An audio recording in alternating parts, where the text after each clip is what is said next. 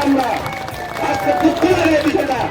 আরে মানুষ কত কষ্ট হবে আজকে রেগা নাই ছাড়াই যে এর মধ্যে মন্ডল সভাপতির বড় ভাই মন্ডল সভাপতির আত্মীয় সঞ্জিত কুমারের গুলা